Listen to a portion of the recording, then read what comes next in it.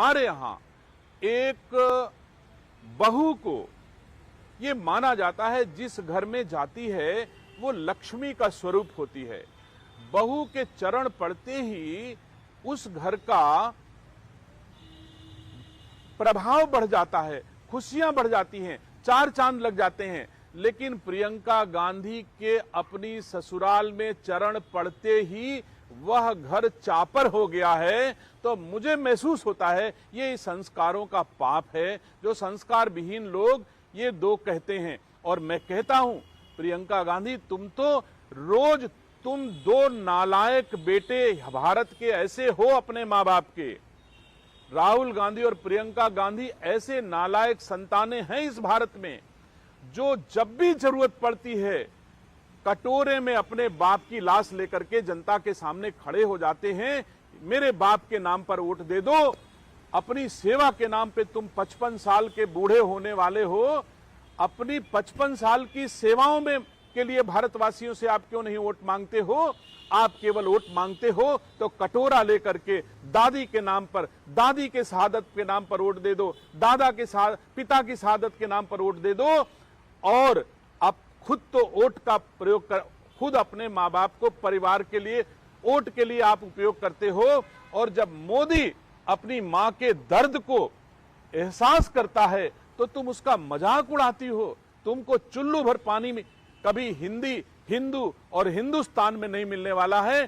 तुम वहीं जहां हो वहीं तुमको पानी मिलेगा, केरल में मिलेगा, वायनाड में मिलेगा, जिनके घरों में पानी पीना चाहती वही मिलेगा, लेकिन कोई हिंदू तुमको पानी देने वाला नहीं है प्रियंका गांधी, ऐसा पाप अगर करोगी तो। सर, आपने इसी से जुड़ा हुआ एक ट्वीट भी कर दिया है कि आपने याद दिलाई है फिरोज गांधी के पुण्यतिथि की। ये पुण्यतिथि की बजाय विदेश में है, यहाँ इनको पुण्यतिथि में शामिल होना चाहिए था, आपने एक ट्वीट किया। देखिए, कल रायबरेली के पहले सांसद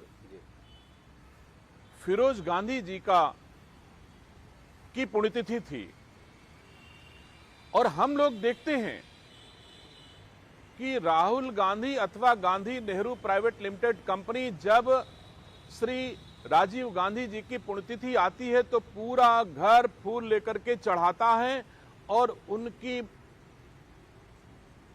पावन भूमि, जिसको भी आप कह सकते हो, किस नाम से उन्होंने नाम लिया मुझे याद नहीं, लेकिन उसकी परिक्रमा करते हैं।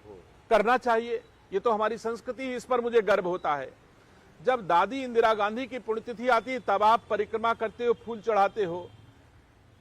अगर आप दादी और पिताजी की पुण्यतिथि पर फूल ना चढ़ाते होते तो ये सवाल ना उठता कि कल की तारीख में आपके दादा की पुण्यतिथि थी और आप उसमें फूल चढ़ाने नहीं गए। जाना चाहिए। और अगर सिर्फ वोट के लिए ही खून के रिश्ते होते हैं तो मैं नहीं समझता कि इतना गंदा काम भारत की भूमि पर पैदा होने वाली कोई संतानें कर सकती हैं कि अगर दादा के नाम पर वोट नहीं मिलेगा तो मेरा दादा नहीं है, दादी के नाम पर वोट मिलेगा तो मेरी दादी है, पिता के नाम पर वोट मिलेगा तो ये हमारे पिता हैं, मां के नाम पर वोट नहीं मिलेगा तो मेरी मां भी मेरी नहीं है। तो मुझे दुख इस बात का है कि ये दो नालायक संतानें इस भारत के लिए कलंक हैं। इनके रिश्ते अपने स्वार्थ के रिश्ते हैं, इनके रिश्ते कभी भी अपने नहीं हो सकते हैं। जो अपनों का नहीं हो सकता वो हमारा क्या होगा।